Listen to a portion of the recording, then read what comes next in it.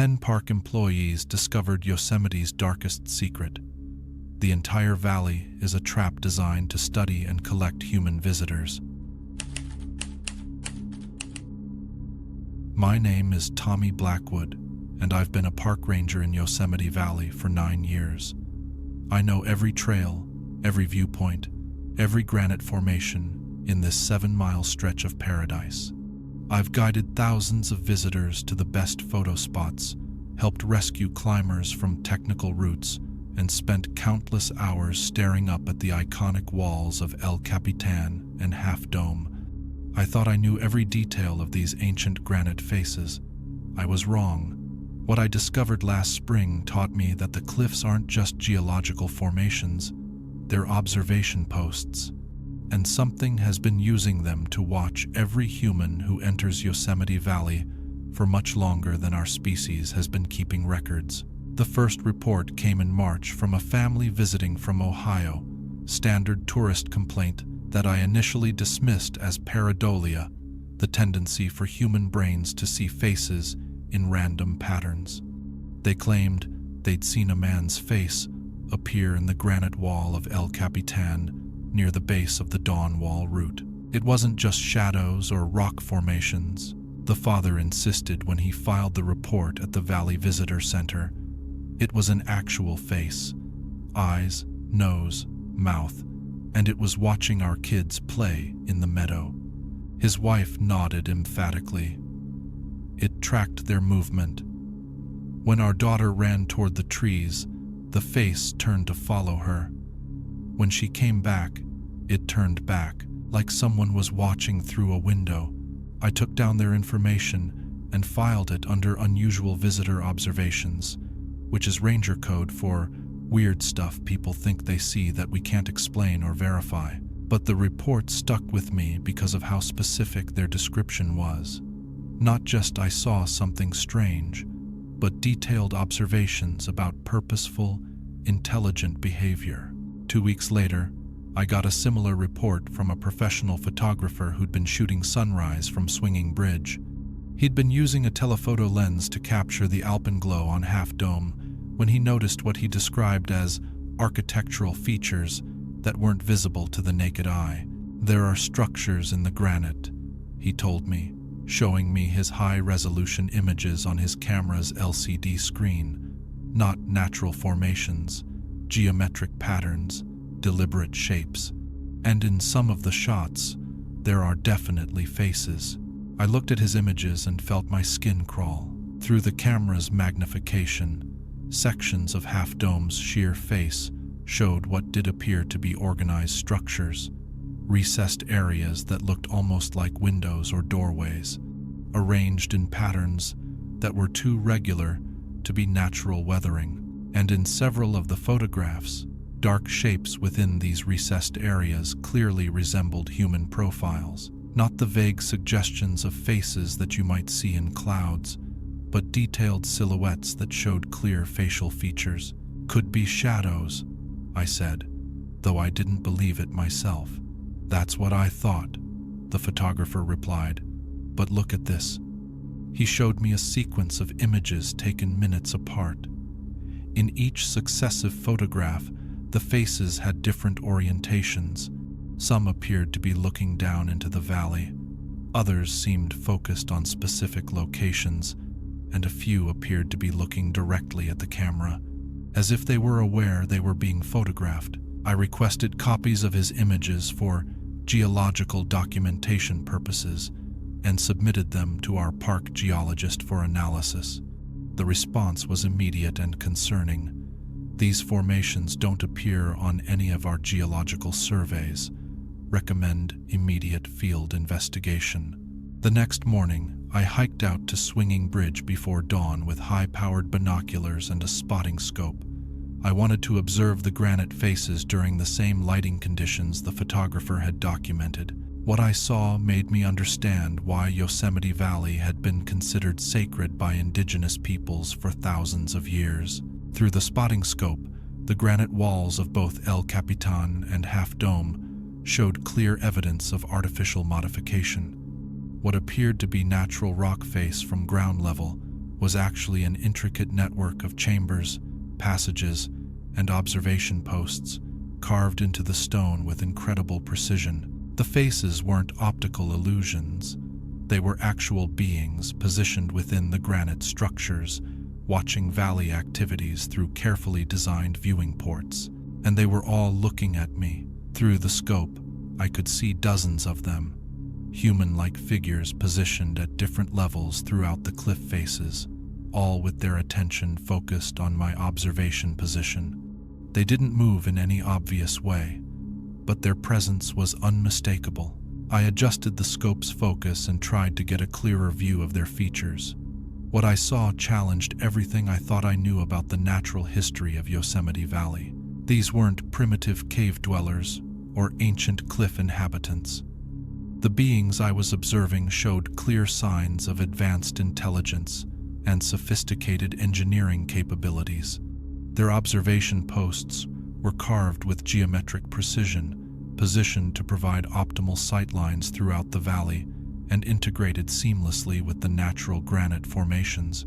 They had been watching the valley for a very long time, long enough to have observed the arrival of the first human inhabitants, the establishment of trade routes, the coming of European explorers, and the development of the modern national park, and they were still watching. I spent 6 hours documenting what I could see through the scope. The observation network extended throughout both major cliff systems, with positions that covered every approach to the valley, every camping area, every popular viewpoint. Nothing that happened on the valley floor could escape their surveillance. But the most disturbing discovery was how they seemed to be coordinating their observations. Using the scope, I could see that the watchers were not operating independently. When activity occurred in one part of the valley, hikers on a trail, tourists gathering at a viewpoint, children playing in a meadow, multiple observation posts would orient toward that location simultaneously. They were sharing information, tracking patterns of human behavior with systematic efficiency. I tried to photograph what I was seeing, but every image came out as normal granite cliff face.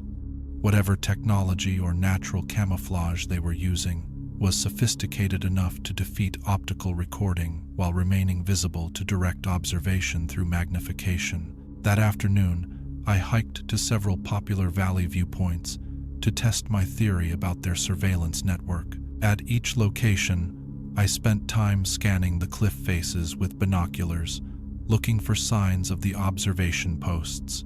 From tunnel view, I could see watchers positioned throughout El Capitan's west face, all oriented toward the road and parking areas where tour buses regularly stopped. From valley view, observers in Half Dome's north face tracked visitor movement along the Merced River Trail system. Every major tourist destination in Yosemite Valley was under constant surveillance by intelligences that had been studying human behavior for centuries. But they weren't just watching randomly. I began to notice patterns in their attention. The watchers showed particular interest in visitors who strayed from established trails, who explored areas marked as off-limits, or who showed signs of distress or vulnerability. Solo hikers received more attention than groups. Children playing away from their parents were tracked by multiple observation posts. Visitors who appeared lost or confused drew focused surveillance from the nearest cliff positions. It felt like they were evaluating each person who entered the valley, categorizing them according to criteria I couldn't understand. As evening approached, I positioned myself at Swinging Bridge to observe what happened during the transition from day to night. What I witnessed convinced me that the watchers were more than passive observers. As shadows lengthened across the valley floor, the observation posts became more active. I could see movement within the granite structures, not the stationary watching I'd observed during daylight, but coordinated activity that suggested preparation for something. Using my night vision scope, I watched as new figures emerged from deeper within the cliff systems. These weren't the static watchers I'd been observing all day. These were mobile entities that began moving through passages carved within the granite, taking positions at observation posts that provided optimal views of camping areas and overnight facilities. They were preparing for night operations. I realized that whatever was living within Yosemite's granite cliffs had been conducting systematic surveillance of park visitors for generations, documenting human behavior patterns, and using that information for purposes I could only speculate about. But speculation became certainty when I witnessed what happened next. A solo backpacker had set up camp in a meadow area that was technically within regulations but isolated from other campers. Through my night vision scope, I watched as multiple watchers in the surrounding cliffs coordinated their attention on his location. Then, something began moving down the cliff face, not climbing or rappelling like human rock climbers, but flowing down the granite wall like liquid stone. The entity maintained perfect camouflage against the rock face, becoming visible only when it moved across areas where the texture changed. It approached the backpackers' camp with predatory stealth, moving through the meadow grass with movements that were too fluid and coordinated to be entirely human. I tried to shout a warning, but the distance was too great. I grabbed my radio to call for emergency response, but realized I had no way to explain what I was reporting without sounding delusional. By the time I focused my scope back on the campsite, the backpacker was gone. His tent remained perfectly set up, his gear undisturbed, but there was no sign of the camper himself, and all the watchers in the cliff faces had returned to their stationary positions, as if nothing had happened. I reported the incident as a possible missing person case, but the search and rescue operation found no evidence of distress or foul play.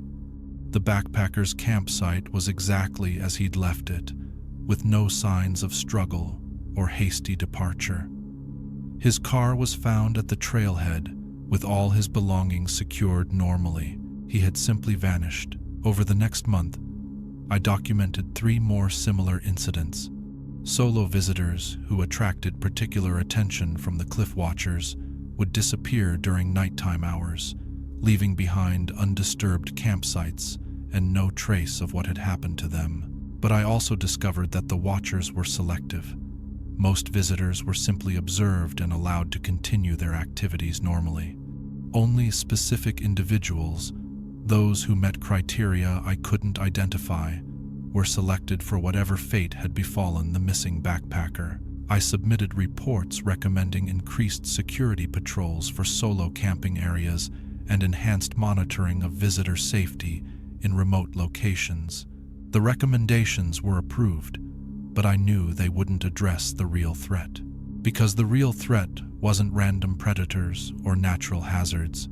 It was an intelligence that had been studying human behavior from within Yosemite's granite formations for centuries, perfecting its understanding of how to identify and acquire specific types of visitors without detection. 6 months later, I transferred to a different park system, but I still wake up some nights thinking about those observation posts carved into the granite cliffs, and wondering how many other national parks harbor similar surveillance networks. Because what I learned in Yosemite Valley is that some of our most beloved natural landmarks aren't just geological formations. They're installations operated by intelligences that view human visitors as subjects for study, evaluation, and occasional collection. Listen to this warning carefully. If you visit Yosemite Valley and you feel like you're being watched, trust that instinct. Don't camp alone in isolated areas. Don't stray from established trails after dark. And if you see faces in the granite cliffs that seem to track your movement, leave the valley immediately, because something has been watching from within those ancient stone walls for much longer than humans have been keeping records. And their interest in human visitors goes far beyond passive observation. Subscribe, like, stay safe, or ignore it and see what follows you home. My name is Dr. Marcus Redwood, and I've been studying giant sequoias for 15 years. I have a PhD in forest ecology from UC Berkeley, and I've spent more time among these ancient giants than most people spend in their own homes. I understand their growth patterns, their fire adaptations, their complex root systems, and their crucial role in the Sierra Nevada ecosystem. At least, I thought I did. What I discovered in Yosemite's Mariposa Grove last summer taught me that sequoias are more than just the world's largest living organisms. They're organic recording devices that have been documenting every sound made in these forests for over 3,000 years. And recently, they've started playing back what they've heard. The first indication that something was unusual came in June during routine acoustic monitoring in the Mariposa Grove. I was conducting research on how traffic noise from Wawona Road affected wildlife communication patterns when my recording equipment picked up sounds that shouldn't have existed. Mixed in with the normal forest ambiance, wind through branches, bird calls, insect activity, were fragments of human voices speaking in languages I couldn't identify. Not contemporary voices, but older recordings with the acoustic qualities of much earlier time periods. Initially, I assumed the equipment was malfunctioning or picking up radio interference from some distant source, but when I analyzed the spectral data, the mysterious voices showed the same acoustic fingerprint as sounds originating within the grove itself. The voices were coming from the trees. I spent the next week conducting detailed acoustic surveys throughout different sections of the Mariposa Grove, using professional-grade recording equipment to document any anomalous sounds. What I found was evidence of acoustic phenomena that challenged everything I knew about plant biology. The giant sequoias were emitting sounds, not the normal creaking and groaning that all large trees produce, but complex audio that included human speech, animal calls, and environmental sounds from different historical periods. A 2,000-year-old specimen near the grove's center was producing fragments of what sounded like Native American languages, mixed with sounds that might have been Spanish or early American English. The audio quality suggested these weren't recent recordings, but voices from decades or centuries ago. Younger trees, those only a few hundred years old, emitted more contemporary sounds. Conversations in modern English, the sounds of early automobiles, snippets of tourist chatter that matched the development of Yosemite as a recreational destination. The trees were somehow storing and reproducing every sound that had occurred within their proximity throughout their lifespans. But the most disturbing discovery was that the playback wasn't random. The sequoias seemed to be selectively broadcasting specific sounds in response to current activity in the grove. When visitors approached certain trees, those trees would emit voices speaking the same languages the visitors were using. When children played in clearings, nearby sequoias would reproduce the sounds of other children from previous decades. When hikers discussed their plans or destinations, the trees would whisper fragments of similar conversations from years past.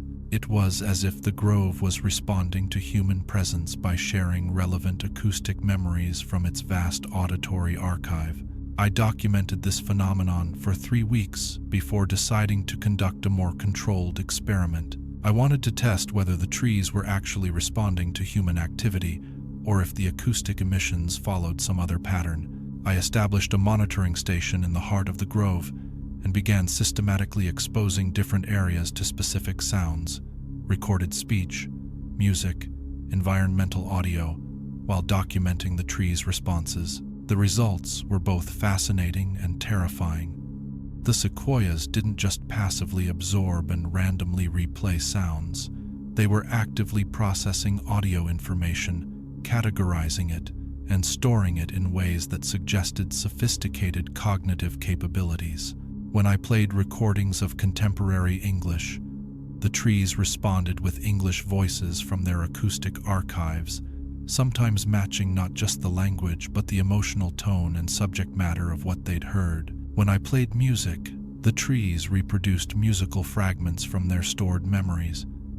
Everything from Native American ceremonial songs to early American folk music to snippets of radio broadcasts from the park's tourist development period. But the most unsettling response came when I played recordings of distress calls, people shouting for help, crying, expressing fear or pain. Every sequoia in the grove responded simultaneously, producing a chorus of distress sounds from across centuries of forest history. Voices calling for help in multiple languages, sounds of people lost or injured or dying, acoustic documentation of every tragedy that had occurred within the grove's vast auditory memory. I realized I was listening to an audio archive of human suffering that spanned the entire recorded history of human presence in these mountains. The experiment confirmed that the sequoias possessed some form of collective intelligence that processed, categorized, and responded to acoustic information with sophistication that exceeded any known plant capabilities. But my research took a darker turn when I discovered that the trees weren't just passive recording devices. They were using their acoustic archives for active communication. During one late evening monitoring session, I witnessed the grove's response to a family of tourists who had wandered off the established trail system and were becoming lost as darkness fell. The family, parents with 2 young children, had been exploring the grove's interior when they lost track of the main path.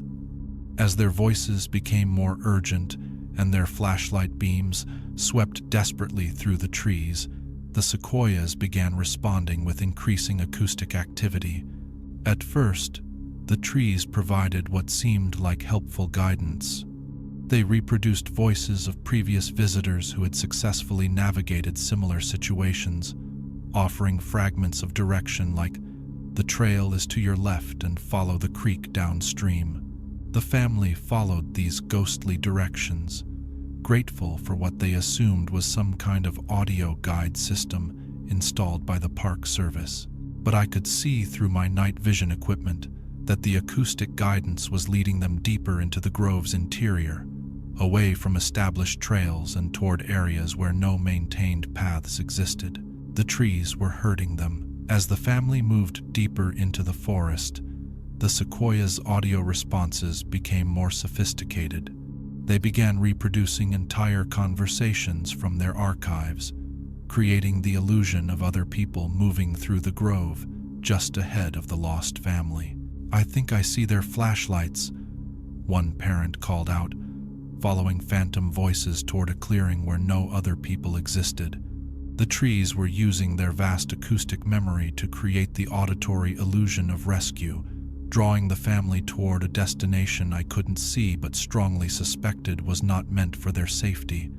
I abandoned my monitoring equipment and followed the family, using my knowledge of the grove's layout to intercept them before they reached whatever destination the trees were guiding them toward. When I found them, they were standing in a circular clearing I'd never seen before, despite 15 years of research in the grove. The sequoias surrounding this clearing were the largest and oldest specimens I'd ever encountered, their massive trunks forming an almost perfect circle around a space that felt deliberately constructed rather than naturally formed. And the trees were singing, not producing the random acoustic fragments I'd been documenting, but harmonized vocalizations that combined human voices from across centuries into a complex chorus. Thousands of voices layered together, creating music that was both beautiful and deeply unsettling.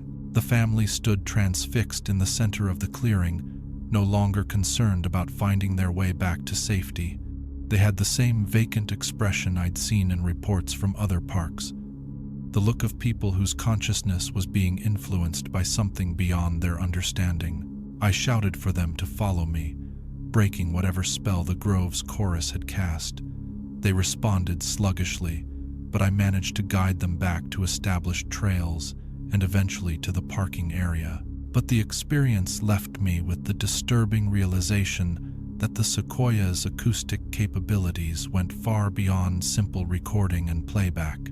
They were using sound as a tool for psychological manipulation, drawing people into areas of the grove that served purposes I was only beginning to understand. Over the following weeks, I researched historical records of disappearances in the Mariposa Grove.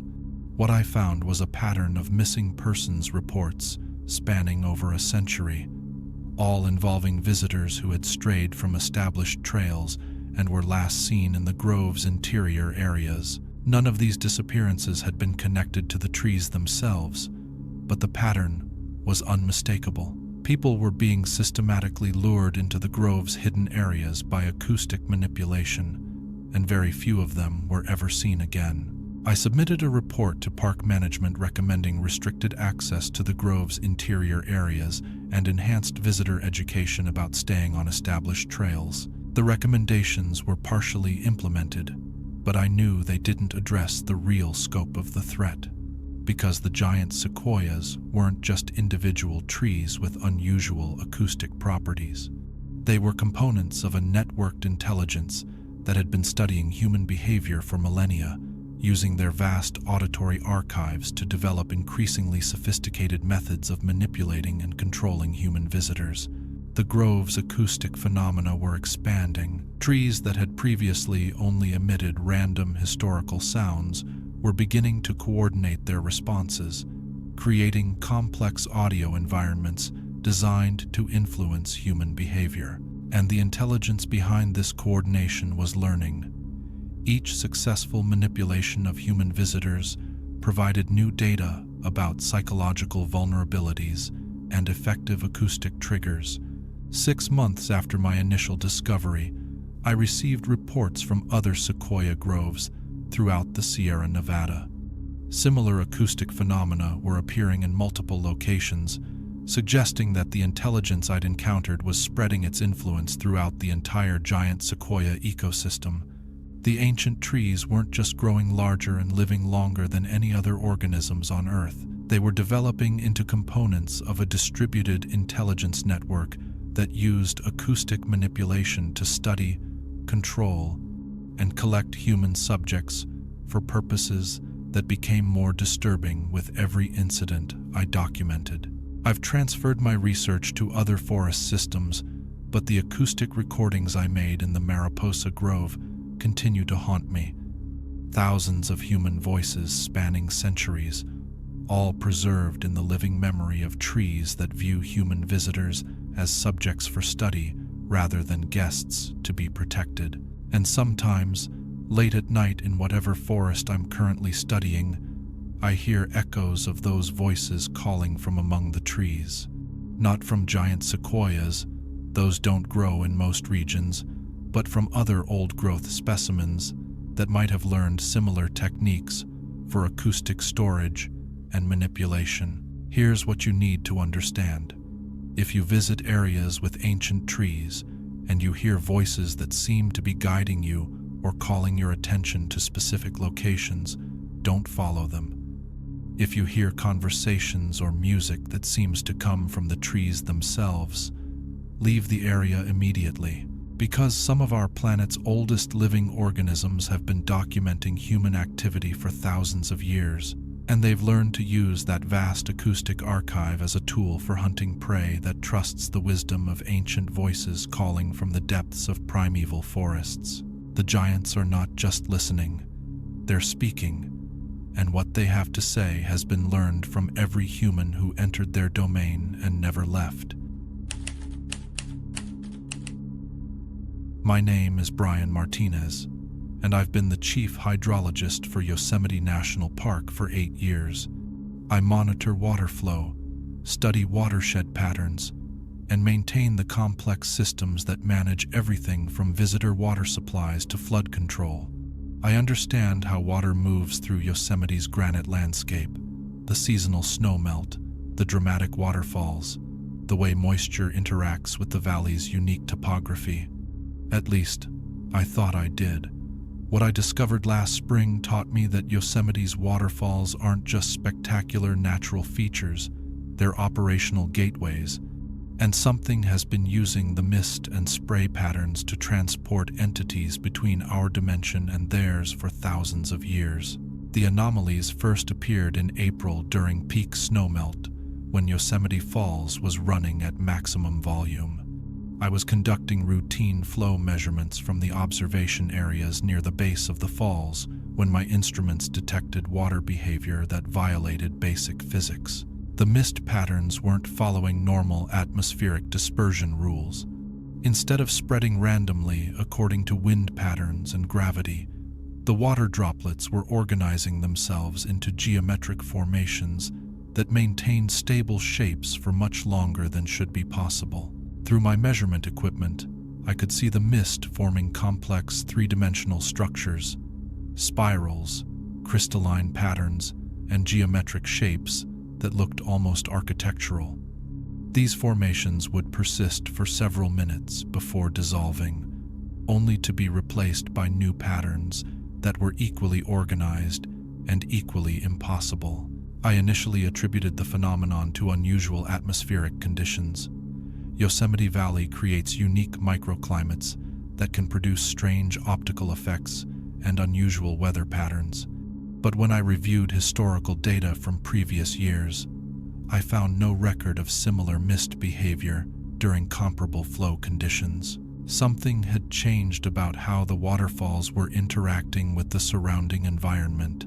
Over the next 2 weeks, I conducted detailed observations of all major waterfalls in the valley: Yosemite Falls, Bridal Veil Fall, Vernal Fall, and Nevada Fall. Each location showed similar anomalous mist patterns, but with variations that suggested different purposes or functions. At Yosemite Falls, the mist formations were largest and most complex, creating temporary structures that looked almost like buildings or vehicles made of suspended water droplets.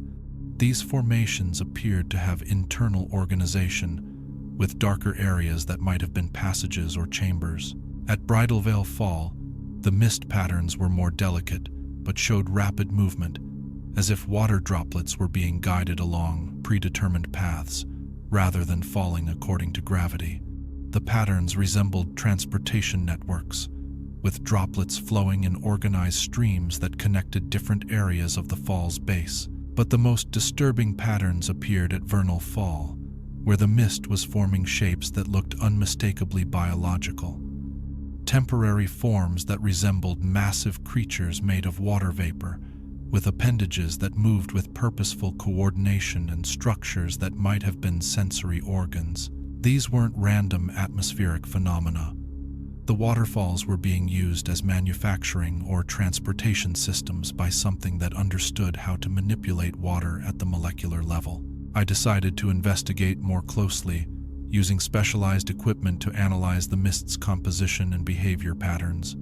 What I found challenged everything I knew about hydrology and atmospheric science. The water droplets in the anomalous formations weren't behaving like normal H2O.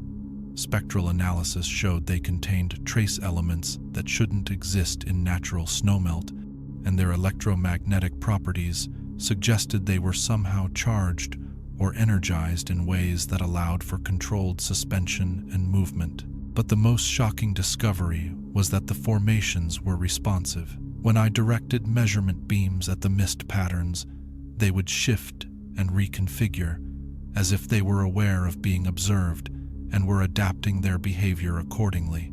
The entities using the waterfall systems knew they were being studied, and they were taking countermeasures.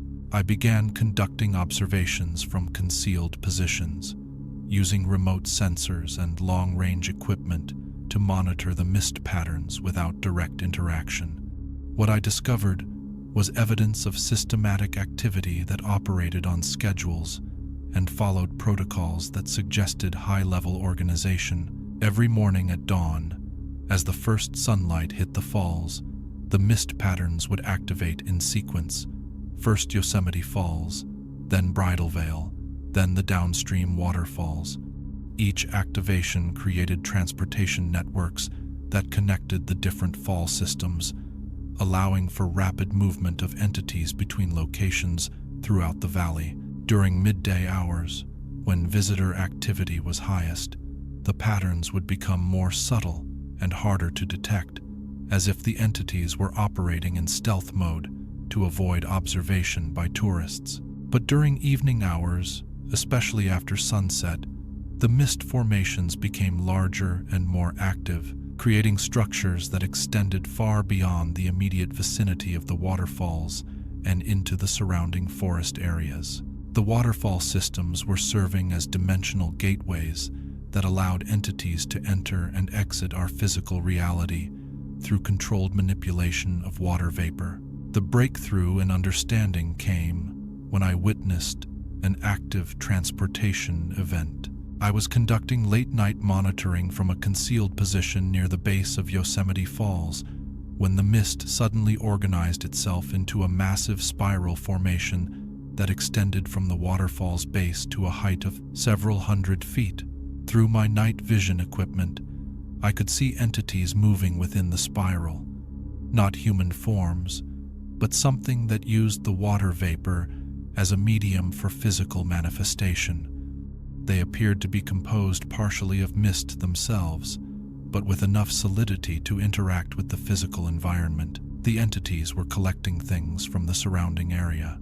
Using appendages made of controlled water vapor, they gathered organic materials, plants, soil samples, small animals, and transported them up through the mist spiral towards some destination I couldn't see. But they weren't just collecting natural specimens. I watched in horror as they approached the camping areas near the falls and began examining sleeping visitors. The entities moved among the tents with predatory stealth, using their vapor-based physiology to pass through fabric and other barriers. They seemed particularly interested in children and individuals who were sleeping alone. I watched as one entity enveloped a solo backpacker's tent in dense mist, creating a localized fog bank that completely obscured the campsite. When the mist cleared several minutes later, the tent remained in place with all equipment undisturbed, but the camper was gone. No signs of struggle, no evidence of forced entry. The person had simply vanished, leaving behind a perfectly organized campsite that would puzzle, search, and rescue teams for days. I realized I was witnessing systematic abduction operations that used the waterfall mist systems as both transportation and concealment methods. Over the following weeks, I documented dozens of similar incidents. Solo visitors who camped near waterfall areas would disappear during nighttime hours, leaving behind no trace except for subtle changes in the mist patterns that indicated recent entity activity. But the abductions weren't random. The entities showed clear selection criteria, choosing specific individuals based on factors I couldn't identify, but that seemed to relate to age, physical condition, and psychological state. Families with children were observed but rarely targeted. Elderly visitors were ignored entirely, but healthy adults traveling alone, especially those who showed signs of stress or isolation, were consistently selected for collection. The entities were hunting specific types of human specimens, using the waterfall systems as both observation posts and extraction points. I submitted reports to park management documenting the disappearances and recommending restricted camping near waterfall areas. But my reports were classified, and I was told that the missing persons cases were being handled by specialized federal agencies. The investigation was being suppressed, but the entity activity continued to escalate. The mist formations became larger and more frequent. The transportation networks expanded to connect waterfall systems throughout the Sierra Nevada, and the collection operations became more sophisticated and harder to detect. I realized that Yosemite's waterfall systems were components of a much larger network that extended throughout the mountain regions of California and beyond. The entities weren't just operating locally. They were using waterfall-based gateways to coordinate activities across vast geographical areas. 6 months after my initial discovery, I received reports of similar mist anomalies at waterfall locations throughout the western United States. Niagara Falls, Multnomah Falls, waterfalls in Yellowstone, and Glacier National Parks, all showing evidence of the same organized vapor formations and unexplained disappearances. The network was expanding, Or perhaps I was just becoming aware of operations that had been running for much longer than anyone realized.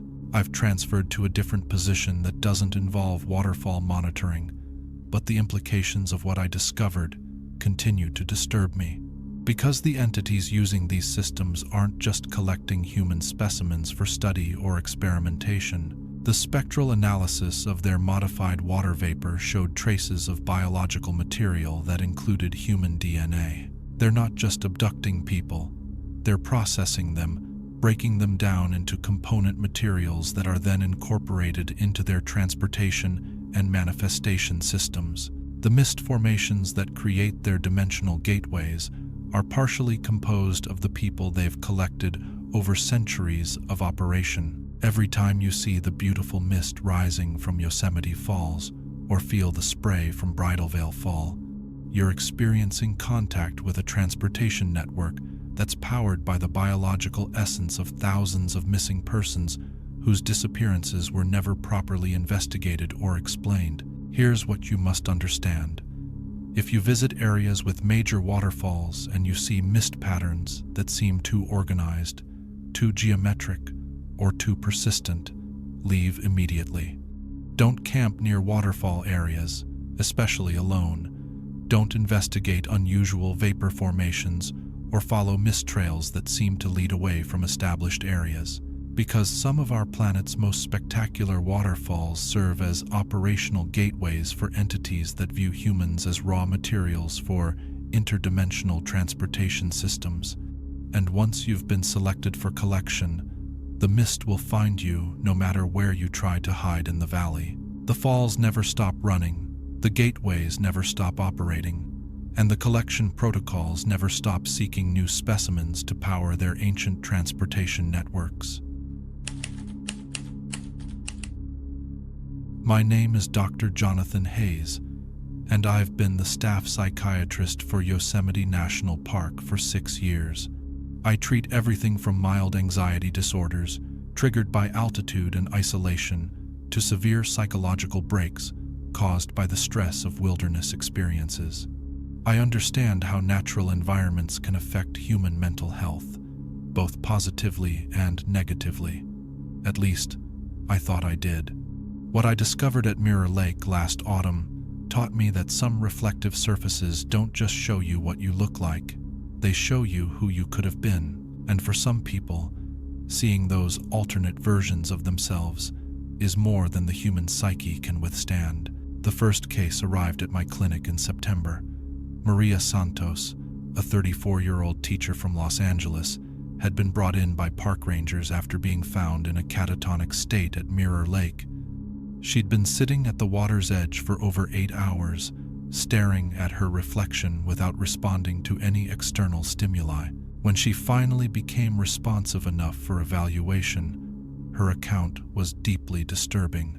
"It wasn't me," she kept saying, staring at her hands as if she didn't recognize them. "The person in the water wasn't me. She looked like me, but she was living a completely different life." According to Maria, she'd been taking photographs of Mirror Lake's famous reflections of Half Dome when she noticed something wrong with her reflection in the water.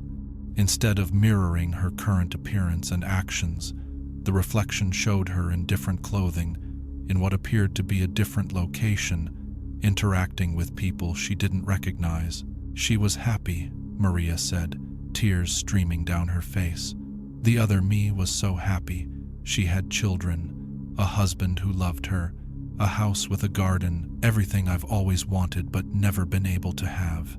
Maria's reflection had shown her an alternate version of her life, where different choices had led to different outcomes. She'd spent hours watching this other version of herself, living the life she'd always dreamed of, unable to look away from the possibilities she'd missed. I diagnosed her with acute dissociative disorder, triggered by psychological stress, prescribed standard treatment protocols, and recommended immediate return to her normal environment. But privately, I was troubled by the specificity and emotional intensity of her experience. 2 weeks later, I had a second case with remarkably similar symptoms. Robert Chen, A 45-year-old software engineer had been found at Mirror Lake in the same catatonic state. When he became responsive, he described seeing a reflection that showed him as a successful artist living in Paris, the career path he'd abandoned in his 20s to pursue more financially stable work. He was painting, Robert said, his voice hollow with loss. The other me was painting these incredible landscapes, and people were buying them, and he was famous and respected, and he looked fulfilled in ways I've never felt. Both patients described the same phenomenon, reflections in Mirror Lake that showed alternate versions of their lives, usually versions that represented paths not taken or dreams abandoned, and both became severely depressed after witnessing these alternate realities, unable to accept their actual lives after seeing what might have been. I started researching the psychological effects of reflection-based triggers and found nothing in the literature that explained such specific and consistent symptoms. But I also began investigating the history of Mirror Lake itself, looking for patterns of similar incidents. What I found in the park's medical records was a consistent pattern of psychological trauma cases associated with Mirror Lake visits, stretching back over 50 years. Visitors experiencing severe depression, identity crises, and dissociative episodes after spending time at the lake's reflection viewing areas. The pattern had been overlooked because the cases were spread across decades and were usually attributed to general wilderness stress rather than location-specific triggers. But when I correlated the incidents by location rather than time frame, the connection to Mirror Lake became unmistakable. Something about the lake's reflective properties was causing consistent psychological trauma in a significant percentage of visitors. I decided to investigate personally, conducting observational research at Mirror Lake during peak visitor hours to see if I could identify the mechanism behind the psychological effects. What I discovered was that Mirror Lake's reflections weren't behaving according to normal optical principles. During certain lighting conditions, particularly in late afternoon when the sun's angle created optimal reflection clarity, the lake's surface would show images that didn't correspond to the actual environment around the lake. Through careful observation, I documented reflections that showed the surrounding landscape in different seasons, with different vegetation, sometimes with structures or people that weren't present in the actual location. The lake was somehow displaying images from different times or from alternate versions of reality where different environmental or historical conditions existed. But the most disturbing discovery was that the lake's reflections responded to the psychological state of individual observers. When stressed or emotionally vulnerable visitors looked into the water, the reflections would shift to show versions of their lives that addressed their specific psychological needs or regrets. People unhappy with their careers would see reflections of themselves in dream jobs. Those dealing with relationship problems would see themselves with ideal partners. Individuals struggling with life choices would see the outcomes of different decisions. The lake was somehow accessing visitors' subconscious minds and generating visual representations of their deepest desires and regrets. I tested this theory by conducting controlled observations with volunteer subjects who agreed to psychological evaluation before and after Mirror Lake visits. The results confirmed my hypothesis. The lake's reflections were actively responding to individual psychological profiles, showing each person customized alternate realities based on their specific emotional vulnerabilities. But I also discovered that the psychological effects went far beyond simple wish fulfillment or regret triggering. Long-term observation revealed that visitors who spent extended periods looking at their alternate reflections began to experience what could only be described as identity bleed. They started adopting personality traits, memories, and behavioral patterns from the alternate versions of themselves they'd seen in the water. Maria Santos, my first patient, had continued visiting Mirror Lake despite my recommendations against it. Over several months of regular visits, She began changing her appearance and lifestyle to more closely match the reflection she'd seen. She quit her teaching job, began dressing differently, and started talking about children and a husband that didn't exist in her actual life. She was attempting to transform herself into the alternate version she'd seen in the lake, even though that transformation was psychologically and practically impossible. Robert Chen showed similar patterns, abandoning his engineering career to pursue art despite having no training or talent in that area. He'd become convinced that he could somehow access the skills and success of his reflected alternate self through continued exposure to the lake's images. Both patients were losing their grip on consensus reality, becoming obsessed with alternate versions of themselves that existed only in Mirror Lake's impossible reflections. I realized that the lake wasn't just showing people alternate realities.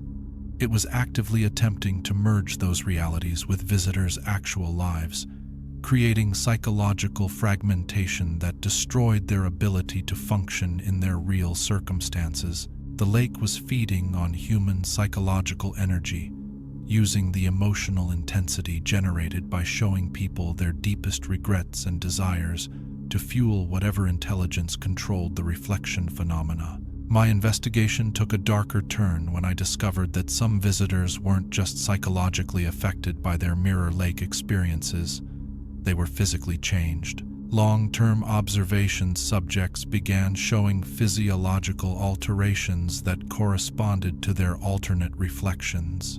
Changes in eye color, hair texture, bone structure, and other features that gradually made them look more like the versions of themselves they'd seen in the water. The lake was somehow rewriting their biological reality to match the psychological profiles it had extracted from their minds. But the most terrifying discovery was that these changes weren't random mutations. They were systematic alterations designed to make the subjects more suitable for whatever purpose the lake's controlling intelligence had in mind. Visitors who underwent the most dramatic psychological and physical changes would eventually disappear entirely. They'd simply stop coming to the lake, stop responding to contact attempts, and vanish from their normal lives without explanation. When I investigated their disappearances, I found evidence that they hadn't left the area. They'd been absorbed into the lake's reflection system, becoming permanent inhabitants of the alternate realities they'd been shown. The lake was collecting people by showing them irresistible alternate versions of themselves, psychologically fragmenting them until they could no longer distinguish between reality and reflection, then physically transforming them until they could be fully integrated into the lake's parallel dimension systems. I submitted reports recommending immediate closure of Mirror Lake to public access, but my recommendations were denied due to the lake's importance as a tourist destination. Instead, I was transferred to a different position and told that my research exceeded the scope of my psychiatric responsibilities. But the psychological harvesting operations continue. Every day, new visitors arrive at Mirror Lake, seeking the perfect reflection photograph, unaware that they're exposing themselves to predatory intelligence that feeds on human psychological vulnerabilities. The lake has learned to provide exactly what each person needs to see to become psychologically dependent on the reflection experience. And once that dependence is established, the gradual transformation and eventual absorption process begins. I've tried to warn other mental health professionals about the lake's effects, but my reports have been classified and my access to the research data has been revoked. All I can do is share this account and hope that someone will understand the scope of the threat. Because Mirror Lake doesn't just reflect light, it reflects possibilities. And for entities that feed on human consciousness, showing people what their lives could have been is the most effective hunting strategy ever devised. Don't look too long at your reflection in still waters. Don't trust what you see if it shows you a better version of yourself.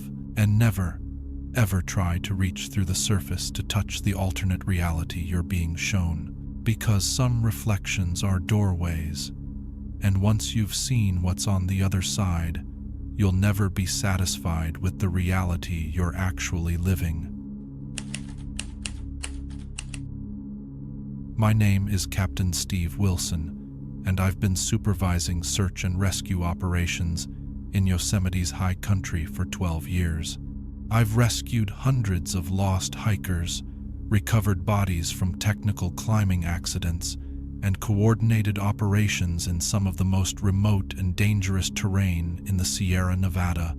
I understand how altitude affects human physiology, how quickly weather can change above treeline, and how easy it is for even experienced mountaineers to make fatal mistakes in extreme environments.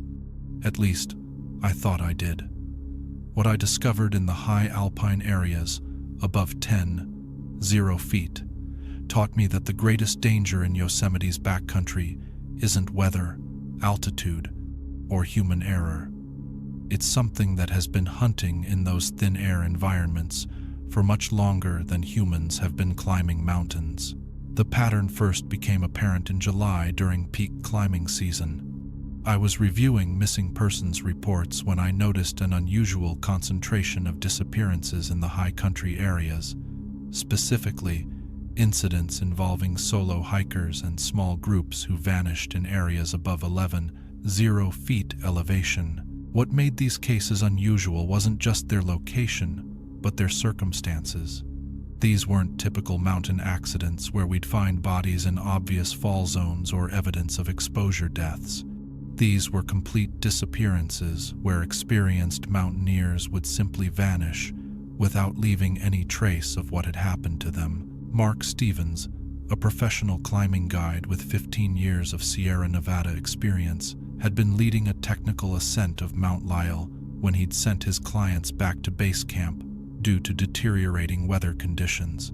He'd planned to retrieve cached equipment and follow them down within hours. He never arrived. Our search teams found his base camp exactly as he'd left it, with all his gear properly secured and a detailed itinerary clearly marked on his maps. But there was no sign of Stevens himself, and no evidence of what had caused him to deviate from his planned route. Dr. Patricia Kim, a geologist conducting research on alpine formations, had been working alone at a measurement station near Mount Dana when she'd failed to check in as scheduled. Her research equipment was found operating normally. Her data logs were current through the afternoon of her disappearance, but she was nowhere in the area. Both cases showed the same pattern: experienced high-altitude specialists vanishing from locations where they were comfortable and well-prepared, leaving behind organized base camps, but no trace of distress or emergency. Over the next month, I documented 7 similar disappearances, all involving people with significant mountaineering experience who had vanished while working or climbing alone above 10,000 feet elevation. The pattern suggested that something was specifically targeting experienced high-altitude travelers, people who would be least likely to succumb to normal mountain hazards, but who were also most likely to be traveling alone in remote areas. I decided to conduct a systematic survey of the high country areas where the disappearances had occurred, looking for evidence of what might be causing experienced mountaineers to vanish without trace. What I found in those alpine environments challenged everything I knew about high-altitude ecology and predator behavior. At elevations above treeline, where normal wildlife is limited to a few specialized species, I discovered signs of predatory activity that suggested the presence of large, intelligent hunters that had adapted to extreme altitude environments. Track patterns in snow and soft ground showed creatures that moved with coordination and purpose, but the tracks themselves were unlike anything documented in North American wildlife databases. 4-limbed, but with appendage spacing and stride patterns that indicated much larger size than any known mountain predators. The tracks showed evidence of pack hunting behavior, with multiple individuals coordinating their movement to surround and isolate prey in areas where escape routes were limited by terrain and altitude. But the most disturbing evidence was the hunting sites themselves. In several locations where disappearances had occurred, I found areas where the ground showed clear signs of struggle, but not the kind of evidence you'd expect from normal predator attacks. These weren't kill sites where animals had been feeding. They were capture sites where something had been systematically removed. The disturbance patterns suggested that victims had been taken alive, possibly unconscious, and transported to locations I couldn't identify despite extensive search efforts. I began conducting overnight surveillance in high country areas, using thermal imaging and motion detection equipment to monitor for activity during the hours when most disappearances seemed to occur. What I documented was evidence of coordinated hunting behavior that demonstrated intelligence and planning capabilities far beyond any known wildlife species. During pre-dawn hours, when visibility was limited and most humans would be in their tents or sleeping bags, the thermal imaging detected groups of large heat signatures moving through the alpine areas with systematic search patterns. These weren't random animal movements or natural migration behaviors. The heat signatures showed coordinated sweep patterns designed to locate and approach human campsites with tactical precision. The entities were hunting specifically for humans, using the extreme altitude and isolation of the high country to their advantage. Through night vision observation, I was able to get visual confirmation of what was conducting these hunts. The creatures were humanoid in basic structure but adapted for high-altitude environments in ways that suggested either evolutionary specialization or deliberate biological modification.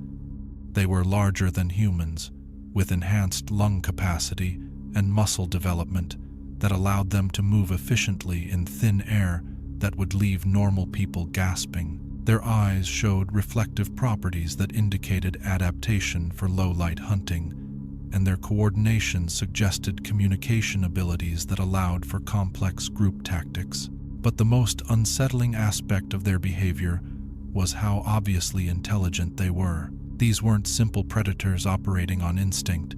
They were strategic hunters who studied their prey and planned their attacks with military-level precision. I watched them conduct reconnaissance of climbing routes, identify optimal ambush points, and coordinate timing to intercept human targets when they would be most vulnerable to attack. They knew human climbing patterns, understood mountaineering equipment and techniques, and had developed hunting strategies specifically designed to capture experienced high-altitude travelers. The breakthrough in understanding their methods came when I witnessed an actual hunt in progress. A solo climber was attempting a technical route on Mount Canis when the entities began their approach. Instead of direct attack, they used the altitude and terrain to create a systematic trap. Working in coordination, they triggered small rock falls and root blockages that forced the climber to alter his path, gradually herding him toward an area where extraction would be possible without leaving obvious evidence. As the climber's route became more difficult and dangerous due to their manipulations, his movement slowed and his decision-making became impaired by altitude stress and fatigue. When he finally reached a predetermined capture point, a narrow ledge system where retreat was impossible, the entities moved in with coordinated precision. The capture itself was accomplished without violence or struggle. Using some kind of atmospheric manipulation that took advantage of the thin air at altitude, they induced unconsciousness in their target and extracted him from the area using techniques that left minimal physical evidence. I realized I was witnessing the perfection of high-altitude hunting strategies that had been developed over decades or centuries of human interaction. These entities had learned exactly how to exploit the physiological and psychological vulnerabilities that extreme altitude created in human climbers, turning the mountain environment itself into a weapon for capturing prey. I submitted detailed reports documenting the threat and recommending immediate restrictions on solo climbing above 10,000 feet elevation. But my reports were classified, and I was told that the missing persons cases were being investigated by specialized federal teams. The evidence was being suppressed, but the hunting operations continued. Over the following months, the disappearances escalated. The entities became more bold and systematic, expanding their hunting range and targeting larger groups of climbers. What had started as selective predation of solo mountaineers evolved into coordinated operations that could capture entire climbing parties without leaving evidence that would trigger large-scale search efforts. I realized that the high country areas of Yosemite and probably other high-altitude regions throughout the Sierra Nevada had been converted into hunting preserves, operated by entities that viewed human mountaineers as a sustainable prey resource. The extreme altitude and isolation that made these areas attractive to experienced climbers also made them perfect for predatory operations that could continue indefinitely without detection by authorities who couldn't operate effectively in those environmental conditions. I've transferred to lower elevation rescue operations, but I continue to monitor reports of missing climbers throughout the Sierra Nevada. The pattern is spreading to other high-altitude areas, and the hunting operations are becoming more sophisticated and coordinated because what I discovered in Yosemite's high country is that some predators have learned to use extreme environments as weapons, turning the mountain's natural challenges into advantages for hunting prey that thinks it understands how to survive in those conditions. Here's what every mountaineer needs to understand. If you're climbing alone above treeline and you encounter route conditions that seem designed to force you towards specific locations, don't follow those routes. If you see movement or heat signatures that suggest large animals at elevations where no large animals should exist, descend immediately. And if you're planning high-altitude climbs in areas where experienced mountaineers have been disappearing without explanation, understand that you're not just facing natural mountain hazards. You're entering hunting territories operated by entities that have spent decades perfecting strategies for capturing humans who venture into their thin air domain. The mountains above treeline belong to predators that breathe easily in air that leaves humans gasping. And they've learned that the best hunting ground for experienced prey is the place where that prey feels most confident and capable. Don't climb alone in the high country. The hunters up there are patient, intelligent, and perfectly adapted for the environment that challenges human physiology most severely. My name is Officer Daniel Park, and I've been managing traffic control and security for Yosemite National Park for 7 years. I spend most of my time at the Wawona Tunnel and Tunnel View Overlook, directing traffic flow and ensuring visitor safety at one of the park's most popular photography locations. I understand how the transition from tunnel darkness to the dramatic valley view can be disorienting for drivers, and I've seen every kind of tourist behavior imaginable. At least, I thought I had. What I discovered in the Wawona Tunnel last winter taught me that the brief journey through that mountain passage isn't just a transition between locations. It's a processing corridor where something systematically alters human perception and memory before visitors enter Yosemite Valley. The pattern first became apparent in November when I started receiving unusual incident reports from drivers who had just exited the tunnel. Not the typical complaints about bright sunlight or overwhelming scenery, but specific disorientation that suggested something more serious than normal adjustment issues. Mrs. Janet Coleman, a retired teacher from Phoenix, had pulled over at Tunnel View in a state of complete confusion. When I approached her vehicle, she was sitting behind the wheel, staring at her GPS display with obvious distress. "I don't understand where I am," she said when I asked if she needed assistance. "According to my GPS, I'm in Yosemite National Park, but that can't be right. I was driving to visit my sister in Fresno." I checked her trip documentation. She had indeed purchased a Yosemite entrance pass, had a confirmed reservation at the Ahwahnee Hotel, and her vehicle showed clear evidence of having traveled the standard route through the park entrance, and up to the tunnel. But she had no memory of any of those activities. "I remember starting my drive to Fresno this morning," she insisted. "I remember getting on the highway, but everything after that is blank until I came out of that tunnel and saw this view. Where did the last 6 hours go?" Her trip timeline showed she'd been traveling for exactly the duration required to reach Yosemite from Phoenix, including stops for fuel and food purchases that appeared on her credit card statements. But she had no conscious memory of deciding to visit the park or making any of the arrangements for her stay. I attributed the incident to medical issues, possible small stroke or medication side effects, and arranged for her to receive medical evaluation. But over the next week, I encountered 4 more cases with identical symptoms. Drivers who exited the Wawona Tunnel with complete memory gaps covering the entire period from when they'd left home until emerging into Yosemite Valley. All had proper park documentation, confirmed reservations, and evidence of normal travel patterns. But none could remember deciding to visit Yosemite or making the journey to reach it. Something was systematically editing human memory during the transit through the tunnel. I began conducting detailed interviews with affected visitors, trying to identify the specific mechanism behind the memory alterations. What I discovered was that the effect wasn't limited to memory loss.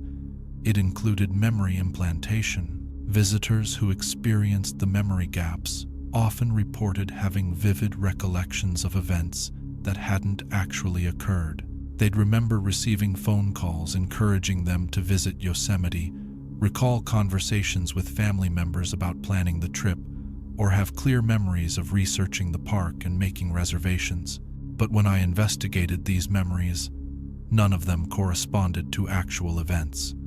The phone calls hadn't been made, the conversations hadn't happened, and the reservation systems showed automated bookings that had been completed without human interaction. Someone or something was implanting false memories to cover the real reasons why these people had been drawn to visit Yosemite.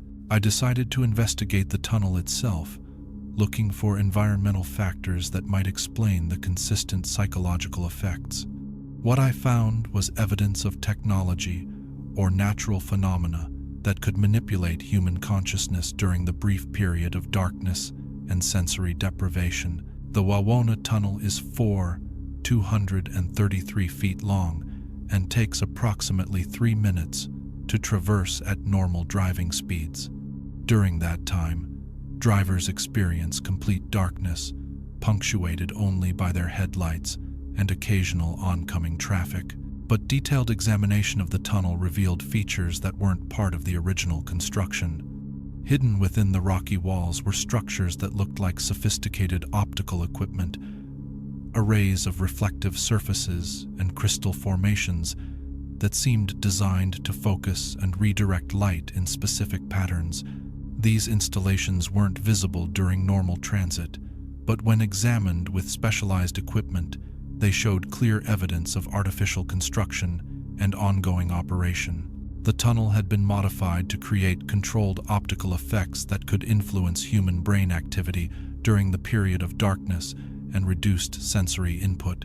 I arranged for covert monitoring of tunnel transit effects, using recording equipment to document what happened to drivers during their passage through the mountain.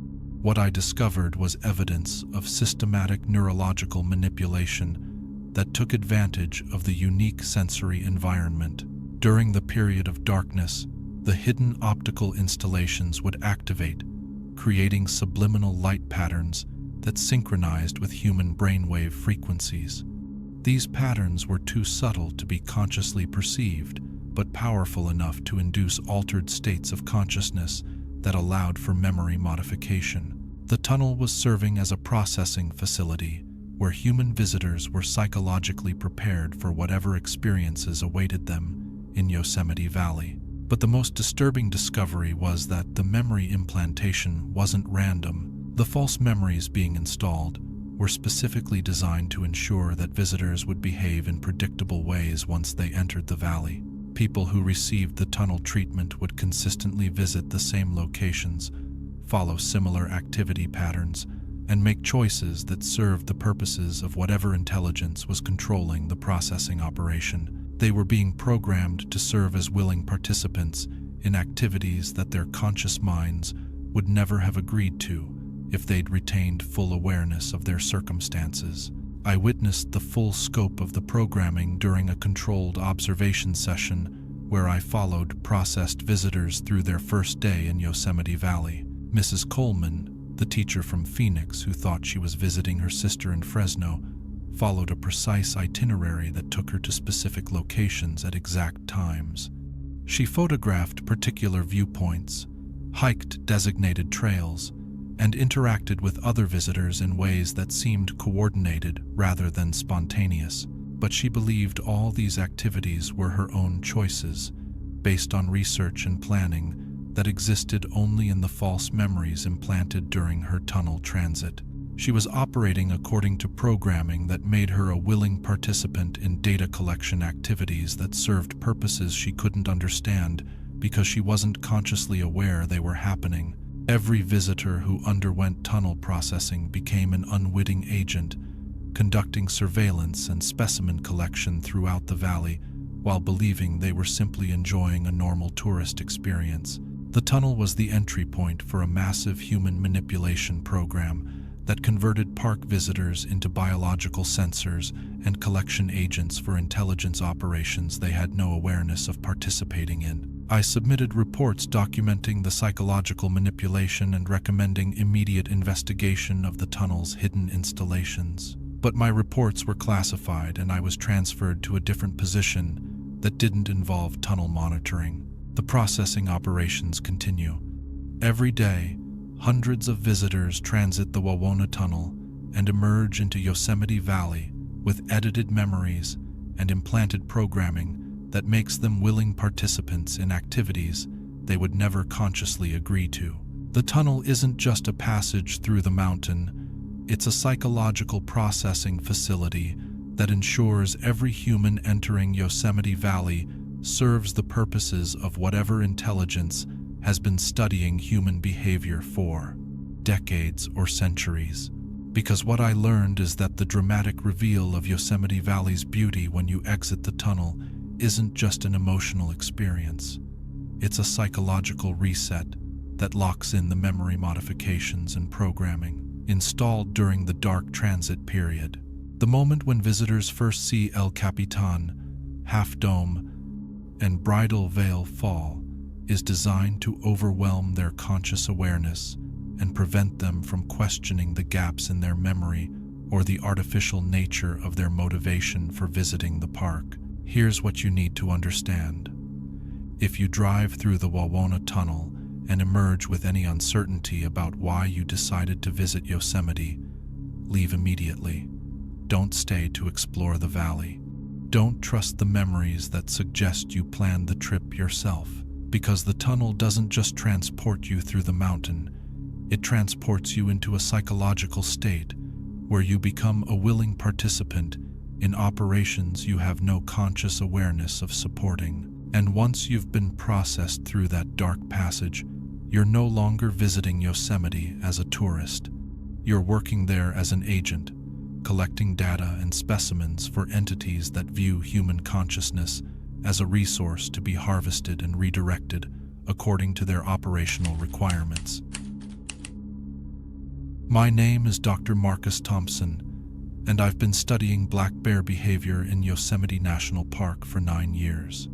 I hold a PhD in wildlife biology from UC Davis, and I've published extensively on human-bear conflict resolution and bear population management. I understand how bears think, how they adapt to human presence, and how their behavior patterns change in response to environmental pressures. At least, I thought I did. What I discovered last summer taught me that Yosemite's bear population isn't just adapting to human presence. They've been systematically modified to serve as enforcement agents for intelligence operations that view humans as subjects to be managed rather than visitors to be protected. The first indication that something was wrong came in June during routine bear monitoring activities. I was tracking a radio-collared adult female designated Yos-47 when her movement patterns began showing behaviors that didn't match any documented bear activities. Instead of following normal foraging routes or territorial boundaries, Yos-47 was moving in systematic search patterns that covered specific areas of the valley floor with methodical precision. She wasn't looking for food or defending territory. She was conducting surveillance. Through my tracking equipment, I could see her positioning herself at observation points that provided optimal views of popular hiking trails, camping areas, and visitor gathering sites. She would remain motionless for hours, clearly monitoring human activity with sustained attention that exceeded normal bear curiosity. But the most disturbing behavior was her coordination with other bears in the area. Using the park's radio collar database, I discovered that every monitored bear in Yosemite was following similar surveillance patterns, positioning themselves throughout the valley in ways that provided comprehensive coverage of all human activities. They were working together in coordinated operations that required communication and planning capabilities far beyond normal bear intelligence. I began conducting detailed behavioral observations, documenting the bear's activities during various types of human interactions. What I found was evidence of systematic intervention and control operations that suggested the bears were serving as enforcement agents for some larger intelligence network. When visitors strayed from established trails or entered areas designated as off-limits, bears would appear with timing that was too precise to be coincidental. Not aggressive encounters, but presence that effectively herded humans back toward approved areas. When campers violated food storage regulations or engaged in activities that posed environmental risks, bears would intervene with behaviors that seemed designed to modify human behavior rather than simply seek food or defend territory. The bears were actively managing human visitor behavior according to protocols that served purposes beyond normal wildlife management. But the most revealing discovery was that the bears' intervention patterns corresponded exactly with the locations and activities where other park employees had documented supernatural phenomena. Areas where echo manipulation, mist formation, reflection anomalies, or other unexplained events had been reported were consistently patrolled by bears who showed protective behavior toward those locations. They were preventing human investigation of sites where otherworldly activities were occurring. The bear population was serving as a security force, using their natural authority and humans' instinctive respect for large predators to control access to areas where supernatural operations were active. I decided to investigate the mechanism behind the bears' coordinated behavior, conducting close-range observations and biological sampling to understand how normal bear intelligence had been enhanced to allow for such sophisticated operations. What I discovered was evidence of parasitic infection that had modified the bears' neurological systems to allow for collective consciousness and external control. Tissue samples from bears that had been captured for routine health monitoring showed the presence of microscopic organisms that had integrated themselves into neural tissue throughout the brain and nervous system. These organisms weren't typical parasites. They were sophisticated biological machines designed to interface with and modify mammalian cognitive functions. The parasites created communication networks between infected bears, allowing them to share information and coordinate activities with precision that no individual bear intelligence could achieve. They were operating as components of a distributed intelligence system that could plan and execute complex operations across the entire park. But the parasites weren't just enhancing bear intelligence. They were making the bears responsive to external control signals from sources I couldn't identify. Spectral analysis of the bears' radio collar data showed that their movement patterns corresponded to electromagnetic signals that were being broadcast from locations throughout the park. The bears were receiving operational instructions through technological systems that could override their natural instincts and direct their behavior towards specific objectives.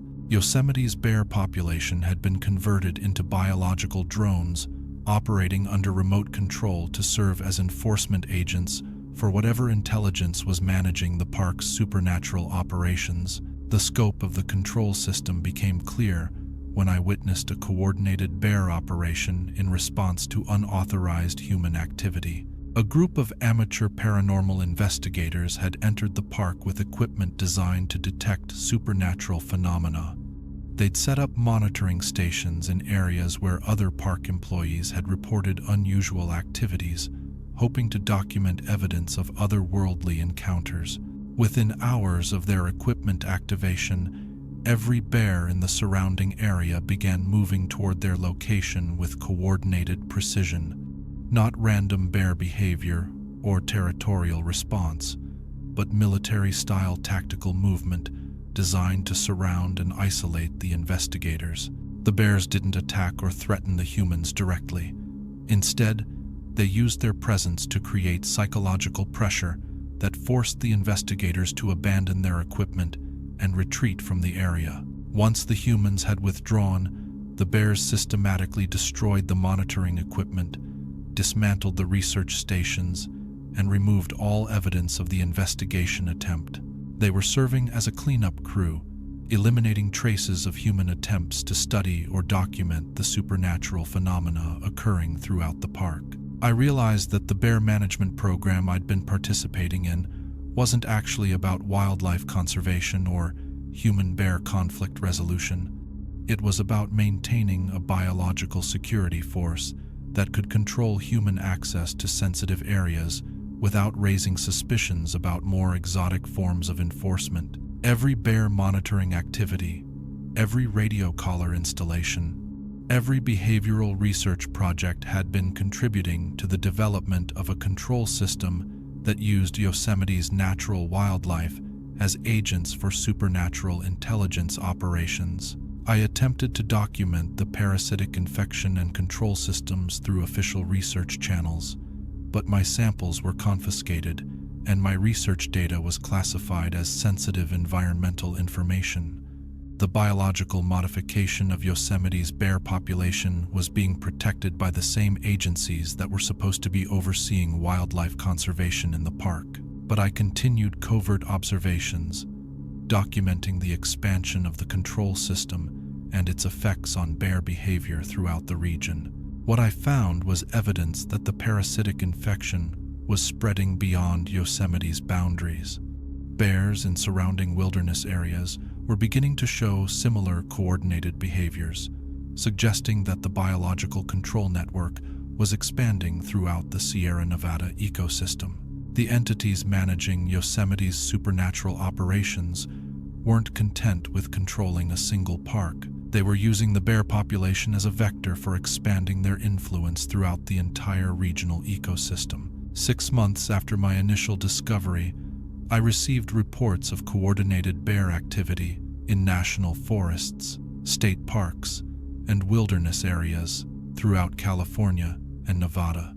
The biological control system was becoming a regional network that could manage human access to supernatural sites across vast geographical areas. I've transferred to wildlife research in areas without significant bear populations, but the implications of what I discovered continue to disturb me. Because what I learned is that wildlife conservation programs in areas with supernatural activity aren't about protecting animals. They're about converting those animals into biological weapons that can control human behavior, without humans realizing they're being managed by non-human intelligence. Every time you encounter a bear in wilderness areas and modify your behavior in response to their presence, you're responding to biological enforcement agents that may be operating under remote control to serve purposes that have nothing to do with natural wildlife behavior. Here's what every wilderness visitor needs to understand. If you encounter bears that seem unusually intelligent, coordinated, or purposeful in their behavior, don't assume you're dealing with normal wildlife. If bears appear at locations where you're investigating unusual phenomena or attempting to document unexplained activities, assume you're being warned away from areas where you're not supposed to observe what's actually happening, because some wildlife populations have been systematically modified to serve as biological security forces, using humans' natural respect for large predators to control access to areas where supernatural operations require protection from human investigation. The bears aren't just protecting their territory, they're protecting someone else's secrets, and they've been given the intelligence and coordination capabilities necessary to ensure that those secrets remain hidden from human discovery. My name is Dr. James Riverside, and I've been the park historian for Yosemite National Park for 11 years.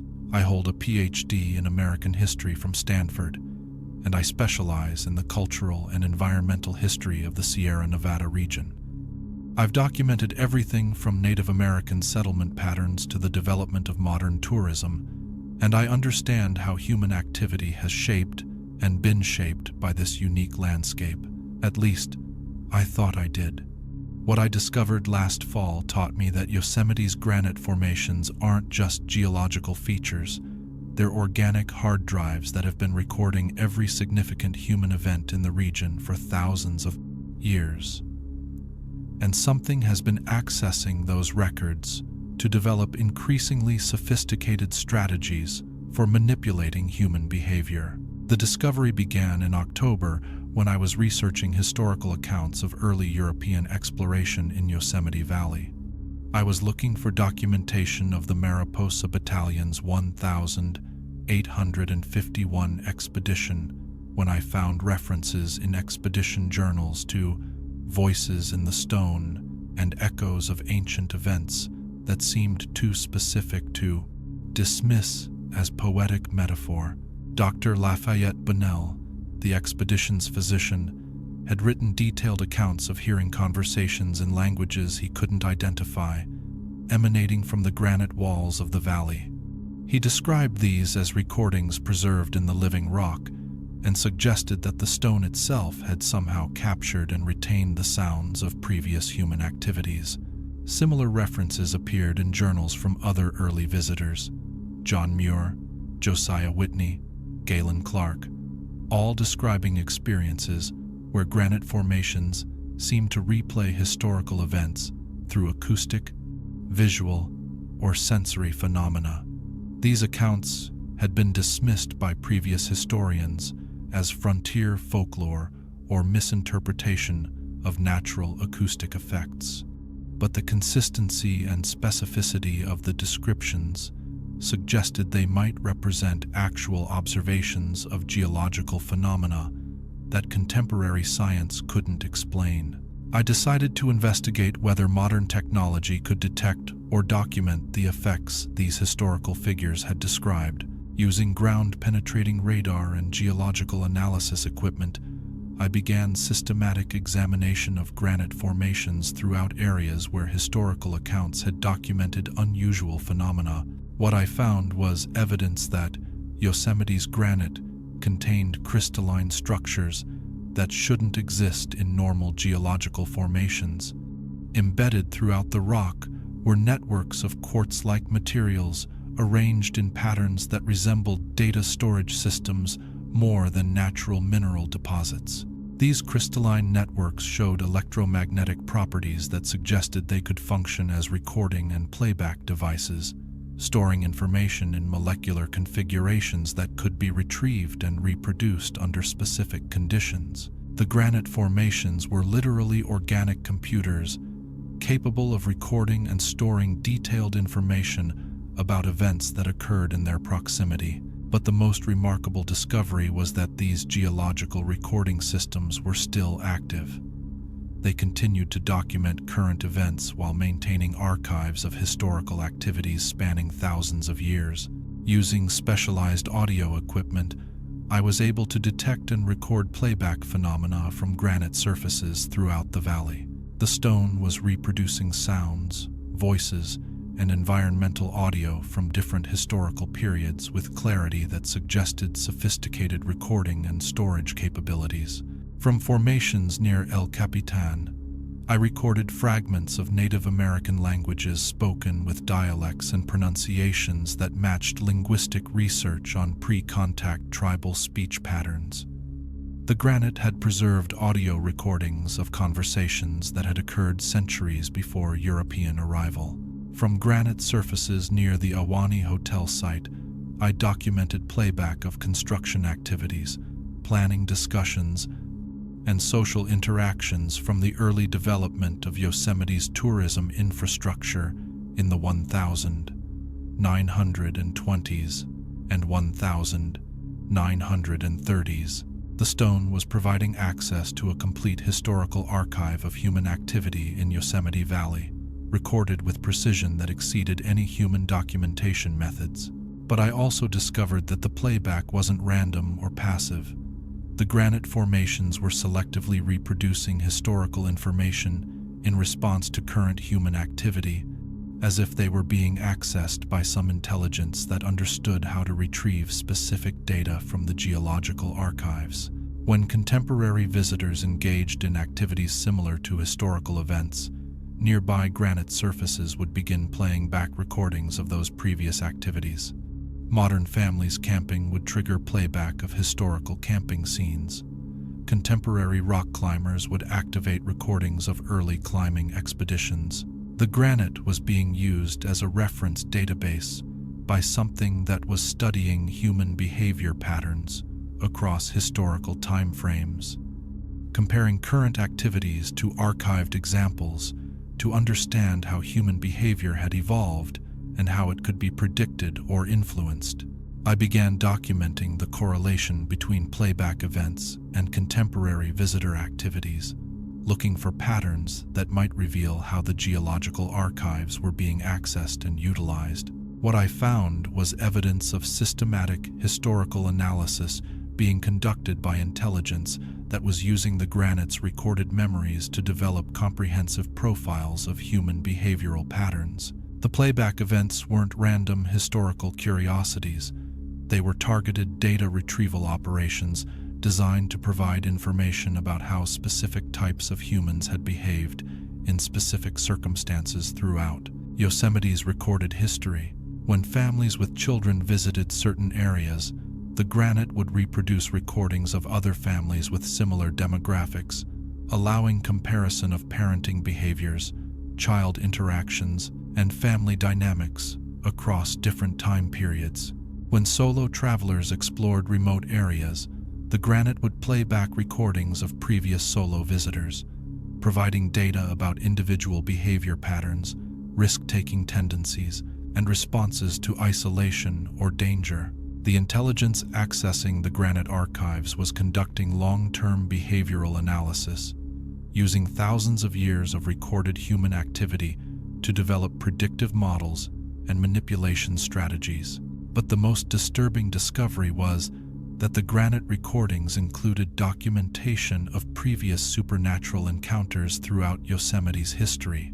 The stone had recorded every mysterious disappearance, every unexplained phenomenon, every encounter with entities or forces that didn't conform to normal natural patterns. The geological archives contained a complete record of supernatural activity in Yosemite, spanning the entire period of human presence in the region. Through these recordings, I was able to document that the current supernatural activities weren't recent developments. They were part of ongoing operations that had been affecting human visitors for centuries. The granite played back recordings of Native American encounters with entities that matched current descriptions of the cliff watchers, sequoia consciousness, waterfall collectors, and other phenomena that park employees had recently documented. It reproduced audio of early European explorers describing experiences with mirror reflections, bear behavior, tunnel effects, and high country hunters that were identical to contemporary reports. The supernatural operations in Yosemite weren't new developments triggered by modern tourism.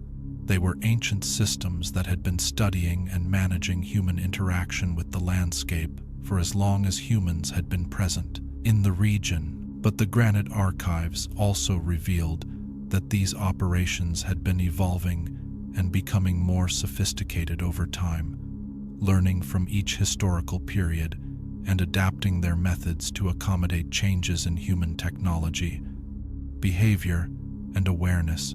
The intelligence behind the supernatural activities had been using the geological records as a research database, studying thousands of years of human behavioral data to perfect their understanding of how to manipulate, control, and collect human subjects. Every visitor to Yosemite was being compared to historical precedents, categorized according to behavioral patterns documented in the granite archives, and managed according to strategies that had been refined through centuries of experimentation and analysis. I submitted reports documenting the geological recording phenomena and their implications for understanding Yosemite's supernatural activities. But my research was immediately classified, and I was transferred to administrative duties that didn't involve direct contact with historical sites. The granite archives continue to operate, recording current events while providing access to historical data for intelligence operations that view human visitors as subjects for long-term behavioral study.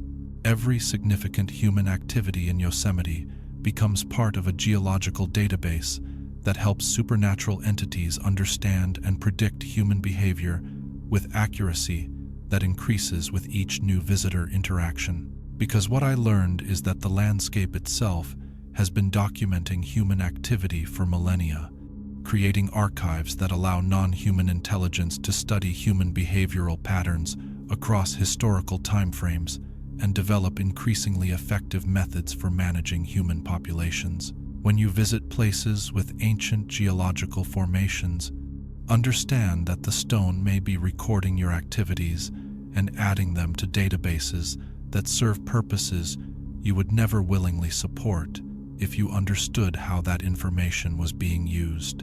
The granite remembers everything, and something has been accessing those memories to learn exactly how to turn human visitors into willing participants in operations they would never consciously agree to support. Your visit to Yosemite isn't just being observed, it's being archived, and those archives are being used to ensure that future visitors can be managed even more effectively than you were. My name is Professor Anthony Clearwater, and I've been a geological engineer specializing in ancient construction techniques for 18 years. I hold dual PhDs in geology and archaeology from MIT, and I've studied megalithic sites, ancient engineering projects, and unexplained construction techniques throughout the world. I was brought to Yosemite as a consultant to investigate foundation stability issues affecting park infrastructure, but what I discovered beneath the valley floor changed everything I thought I knew about the geological history of the Sierra Nevada. Yosemite Valley isn't a natural formation carved by glacial action over millions of years. It's an artificial construction project completed by an advanced civilization that designed the perfect environment for long-term human behavioral research. The inconsistencies first became apparent when I began analyzing core samples from foundation work near the Valley Visitor Center. The geological stratification didn't match any known patterns for natural valley formation, and the underlying rock structures showed clear evidence of artificial modification and purposeful construction. Instead of the gradual geological layers you'd expect from natural processes, the core samples revealed precisely engineered foundations that had been constructed using techniques that exceeded contemporary engineering capabilities. The bedrock beneath Yosemite Valley had been excavated, reshaped, and rebuilt according to mathematical principles that served specific functional purposes rather than natural geological development. But the most remarkable discovery was that these artificial foundations extended throughout the entire valley floor. Using ground-penetrating radar and seismic analysis, I mapped a network of constructed chambers, passages, and support structures that spanned the complete 7-mile length of Yosemite Valley. The valley wasn't just built on artificial foundations, it was built over a massive underground complex that served as the operational infrastructure for whatever civilization had created this environment. I requested permission to conduct exploratory excavation at sites where the artificial structures were closest to the surface. What I found was access to underground facilities that had been constructed using technology and engineering principles that shouldn't have existed in any known historical period. The underground chambers were enormous, some extending for hundreds of feet in multiple directions, with ceiling heights that reached over 50 feet.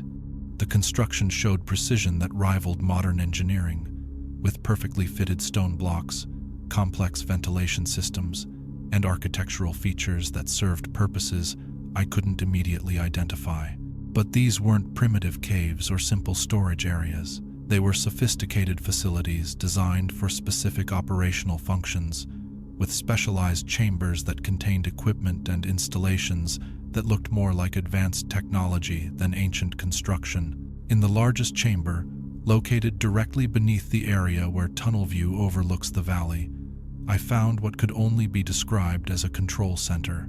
The chamber contained arrays of crystalline structures similar to what Dr. Riverside had documented in the granite formations, but these were much larger and more complex. They were arranged in geometric patterns that suggested sophisticated data processing and communication capabilities. The crystalline arrays were connected to networks of channels and conduits that extended throughout the underground complex and up into the valley floor above, creating direct interfaces with every major geological feature in Yosemite Valley. This was the central nervous system for the entire valley, allowing coordinated control of all the supernatural phenomena that park employees had documented throughout the region. From this underground control center, the valley's original architects could manage the cliff watchers, the sequoia consciousness, the waterfall gateways, the reflection systems, the altitude hunters, the tunnel processing, the bear collective, and the granite memory archives as components of a single integrated research facility. But the most disturbing discovery was evidence of the research projects that had been conducted from these underground facilities. The control center contained detailed documentation of human behavioral studies spanning thousands of years, not written records, but crystalline data storage that preserved complete information about every aspect of human activity in Yosemite Valley since the first human inhabitants had arrived in the region. The documentation showed that every supernatural phenomenon park employees had encountered was actually a research tool designed to study specific aspects of human psychology, physiology, and social behavior. The cliff watchers had been documenting human visual attention patterns and surveillance response behaviors. The sequoia consciousness had been studying human acoustic processing and memory formation.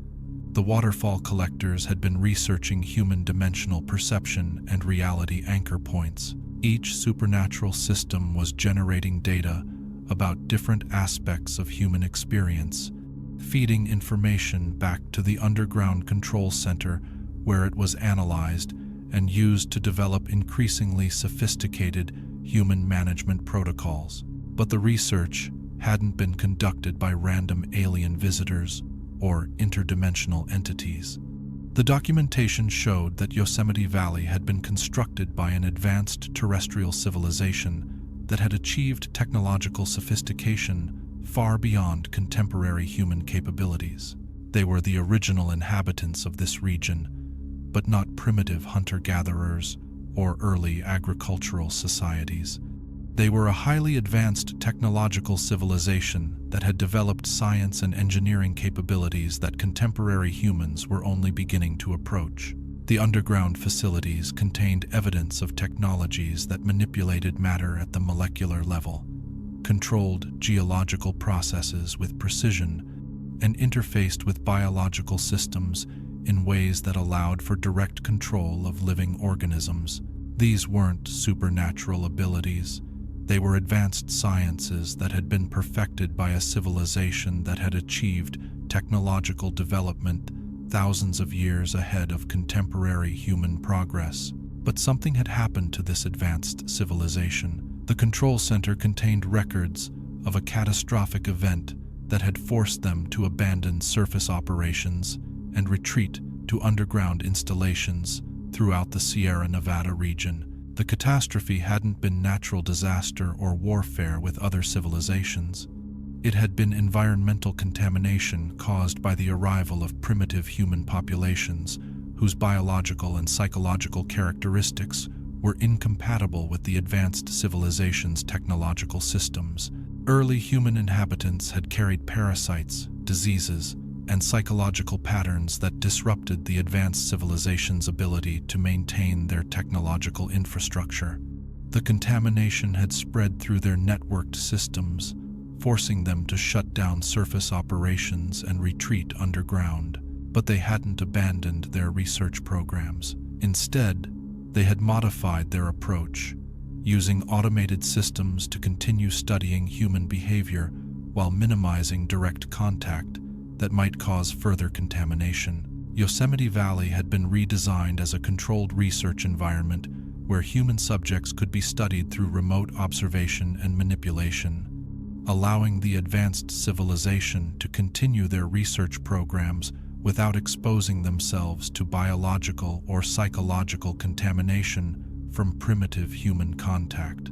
The supernatural phenomena weren't random hauntings or interdimensional intrusions. They were automated research protocols that had been running continuously for thousands of years, collecting data about human behavioral development and using that information to predict and control human social evolution. Every visitor to Yosemite had been an unwitting research subject, contributing data to long-term studies designed to understand how human civilization would develop and how it could be guided toward outcomes that served the underground civilization's strategic objectives. The control center's documentation showed that these research programs were approaching completion. Thousands of years of human behavioral data had provided the underground civilization with comprehensive understanding of human psychology, social dynamics, and technological development patterns. They were preparing to emerge from their underground isolation and resume active management of surface territories, using the knowledge gained from their long-term human research programs to ensure that surface human populations could be efficiently controlled and directed. But their emergence wouldn't be obvious invasion or conquest. They had developed sophisticated techniques for psychological manipulation and social control that would allow them to manage human populations through indirect influence rather than direct domination. The research conducted in Yosemite Valley was being used to develop protocols for managing human civilization from behind the scenes, directing human technological and social development toward outcomes that served the underground civilization's objectives while maintaining the illusion that humans were making independent choices. I attempted to document and report these discoveries through official channels, but my access to the underground facilities was immediately revoked, and my research data was confiscated by federal agencies that claimed jurisdiction over sensitive archaeological sites. The existence of the underground civilization and their research programs was being actively suppressed by government agencies that were either unaware of the full scope of the threat or were already under the influence of the psychological control protocols developed through the Yosemite research programs. 6 months after my initial discovery, I received reports that similar underground facilities had been found beneath other major tourist destinations throughout the western United States. National parks, recreational areas, and scenic locations were all showing evidence of artificial construction and automated research systems. The underground civilization hadn't limited their research programs to Yosemite Valley. They had constructed a network of human behavioral research facilities throughout the regions where they planned to resume surface operations. And the research phase was ending. The automated systems were being shut down, the underground facilities were being reactivated for occupation, and the emergence protocols were being initiated. Because what I discovered beneath Yosemite Valley is that human civilization has been under study by an advanced technological society that views us as subjects for behavioral research rather than as independent, intelligent life. Everything we think we know about our own cultural development, our technological progress, and our social evolution has been influenced by research programs designed to understand how we can be most effectively controlled and directed. Here's what every human needs to understand. The places we consider our most beautiful and inspiring natural environments may actually be research facilities operated by a civilization that has been studying us for thousands of years while preparing to resume active management of territories they never actually abandoned. When you visit national parks, scenic areas, or locations of natural beauty, you may be entering research facilities where your behavior is being documented and analyzed for purposes that serve objectives you would never willingly support. The underground architects are preparing to emerge. Their research programs are complete, and they have developed comprehensive strategies for managing human civilization based on thousands of years of behavioral data collected from visitors who thought they were simply enjoying the beauty of natural landscapes. The research phase is ending. The management phase is about to begin. My name is Michael Harrison, and I was the superintendent of Yosemite National Park for 8 years. I managed 200 square miles of protected wilderness, oversaw a staff of over 400 employees, and was responsible for the safety and experience of over 4 million annual visitors. I thought I was running one of America's most beloved national parks. I was wrong. What I discovered during my final week in that position taught me that I had been serving as the unwitting administrator of the world's largest human behavioral research facility, while an ancient technological civilization prepared to conclude their millennia-long study and begin the final phase of their emergence plan. And when they decided the research was complete, they activated every system simultaneously to conduct the largest human collection operation in recorded history. The crisis began on a Monday morning in January, when every monitoring system in the park simultaneously detected coordinated activity across all supernatural phenomena that had been documented by my staff over the previous months. The cliff watchers emerged from their granite observation posts in massive numbers, taking up positions throughout the valley with military precision. The sequoia consciousness activated its full acoustic manipulation capabilities, creating sound patterns that could be heard throughout the entire park. The waterfall gateways opened to maximum capacity, generating mist formations that connected every major water feature in a valley-spanning transportation network. This wasn't the gradual escalation of supernatural activity we'd been monitoring throughout the year. This was the simultaneous activation of every system at full operational capacity, creating a coordinated event that transformed Yosemite Valley into something that was no longer meant for human habitation. Within 6 hours, I'd lost contact with every ranger station, visitor center, and maintenance facility in the park. But this time, the communication blackout wasn't accompanied by the illusion of normal operations. External monitoring agencies could see that something catastrophic was happening in Yosemite, but their attempts to investigate were being systematically blocked by coordinated defensive measures.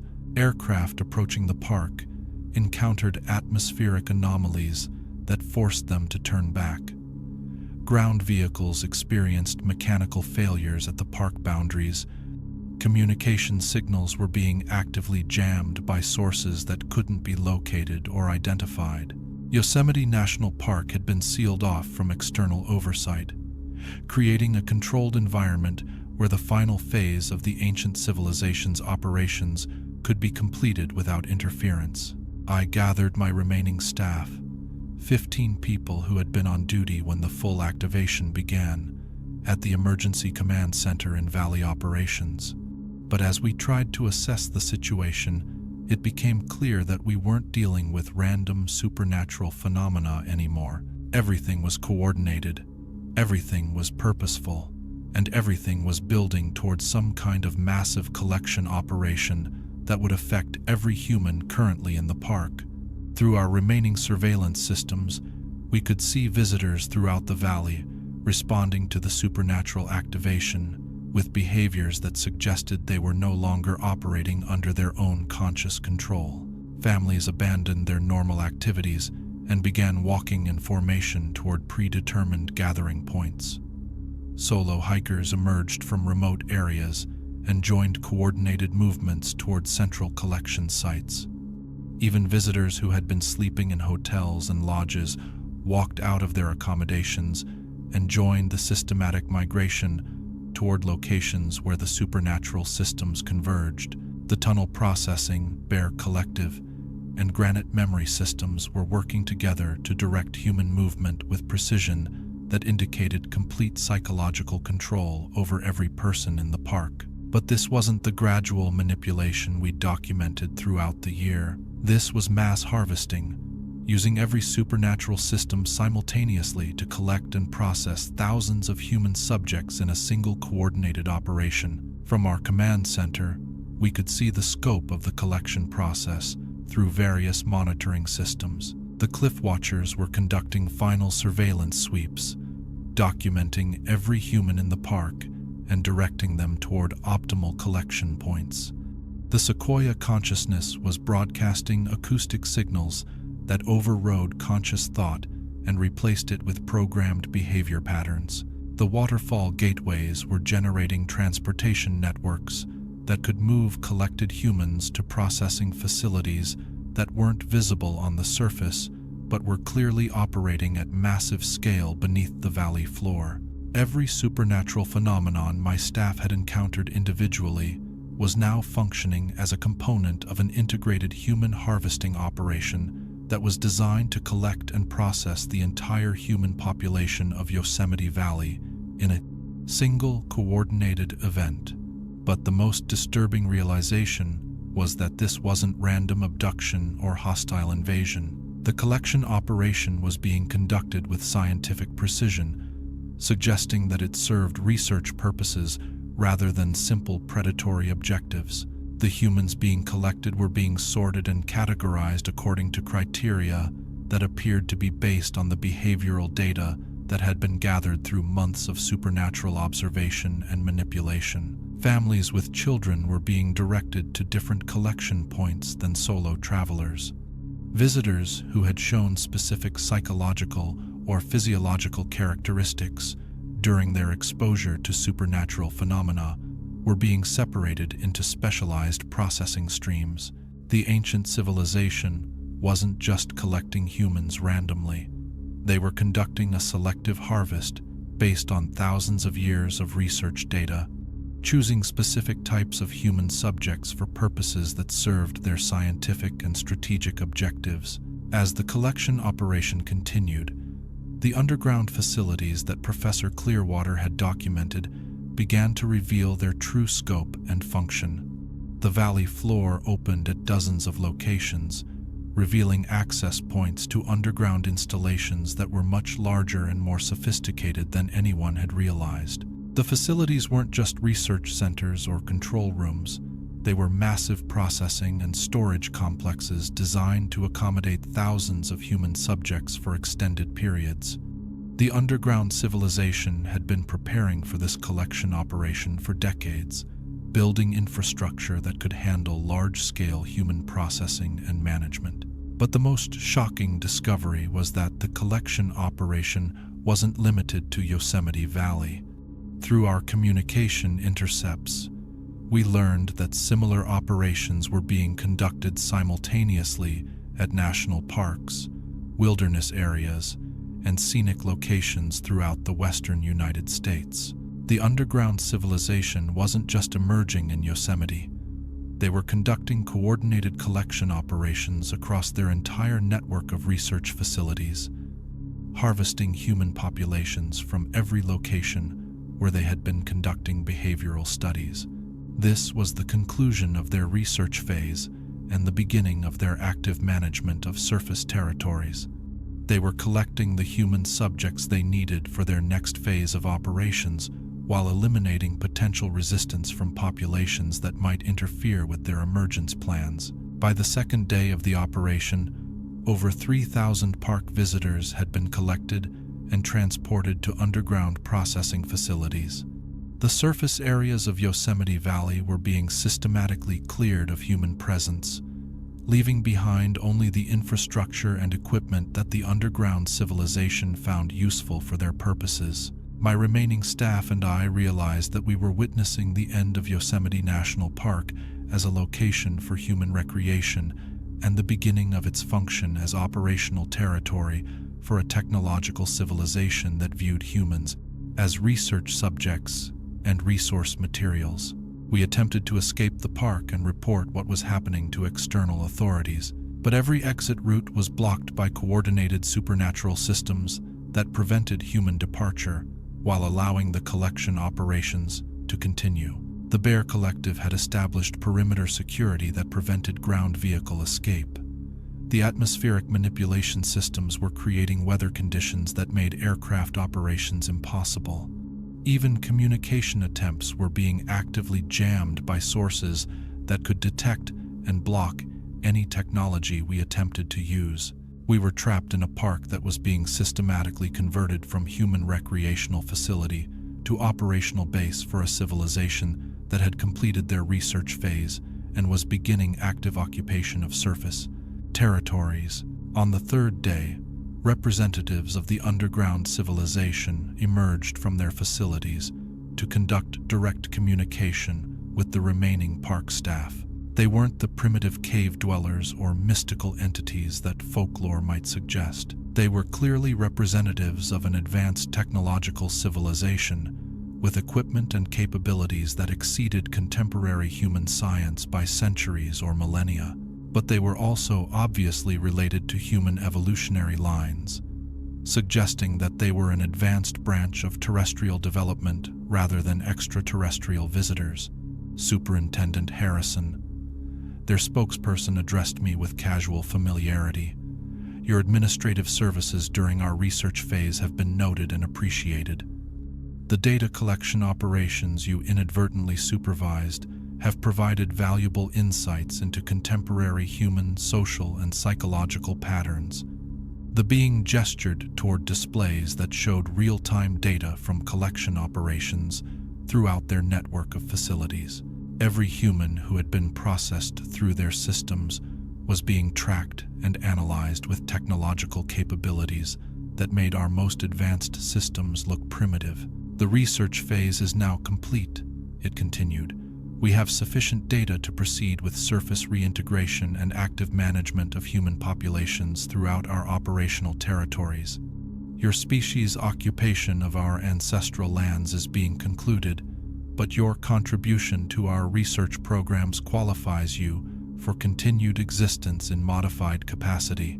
I realized they were offering the same choice that had been presented to other park employees who had discovered their operations: biological modification and psychological processing that would allow survival as a component of their operational systems or termination as a research specimen. But I also realized that this choice was being offered to very few humans.